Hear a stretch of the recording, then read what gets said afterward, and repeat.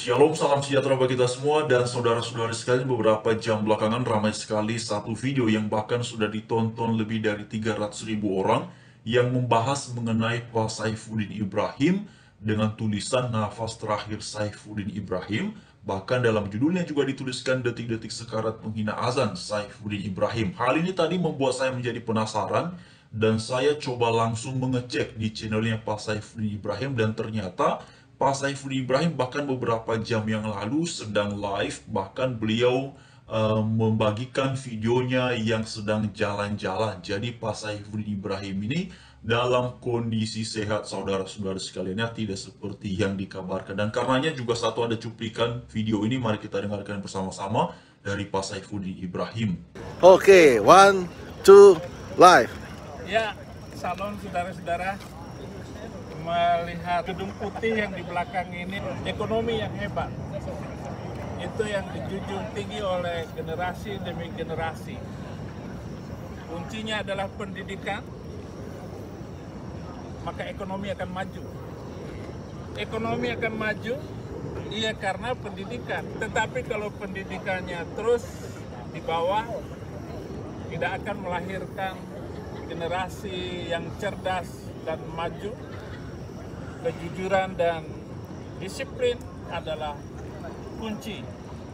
Saya mimpi Indonesia ke depan adalah dipimpin oleh orang-orang yang sungguh mencintai negaranya, mencintai falsafah, pemimpin-pemimpin yang telah membangun, memproklamirkan negaranya.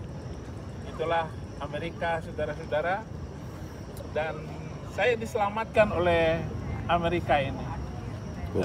Bung sebelah saya ini adalah Adam, makanya saya bawa manusia pertama ini membangun hubungan untuk tempat ini, pelayanan ke depan beberapa hari.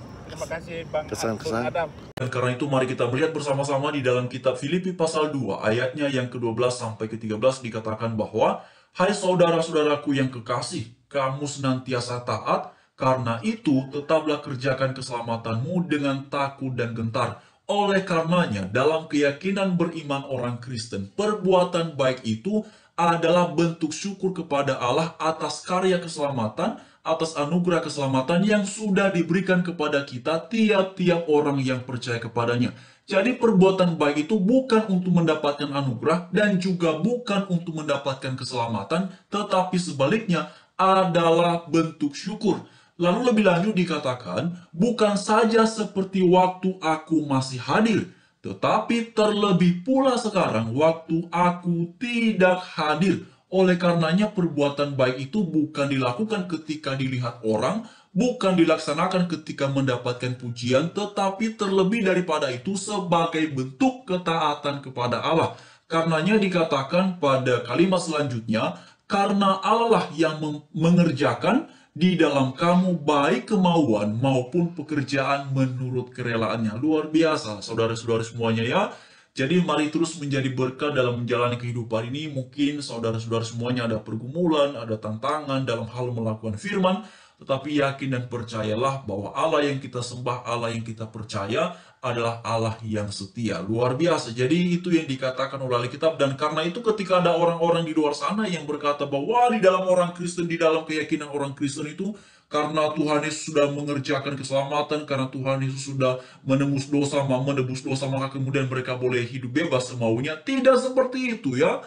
Yang dikatakan oleh Alkitab justru perintahnya sangat jelas, bahwa kerjakanlah keselamatan. Nah, bagaimana cara mengerjakan keselamatan? Ya hidup seperti yang difirmankan, hidup seperti yang Alkitab ajarkan. Nah, lalu di dalam kitab Matius pasal 5, ayatnya yang ke-13 sampai ke-16 juga dikatakan, ya ini sebuah penggambaran ya, saudara-saudara semuanya, orang Kristen itu digambarkan sebagai kamu adalah garam dunia. Lalu kemudian juga digambarkan kamu adalah terang dunia. Itulah sebabnya ya orang Kristen itu identitasnya dalam Alkitab itu luar biasa sekali ya.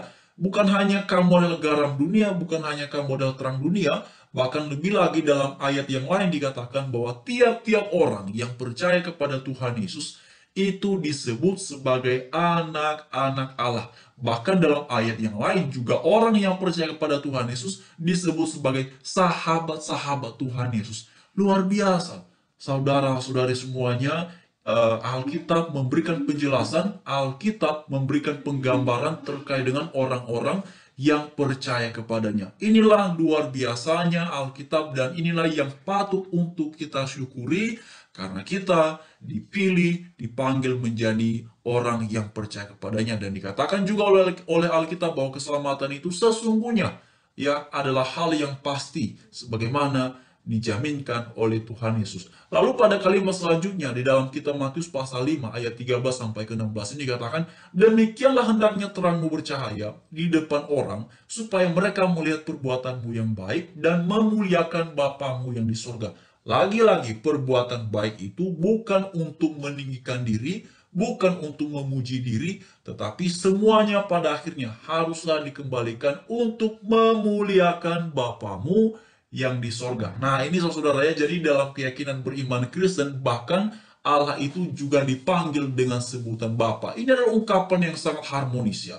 Ini ungkapan yang sangat akrab sekali. Ya, lalu kemudian mari kita perhatikan di dalam kitab Yohanes pasal 14 ya.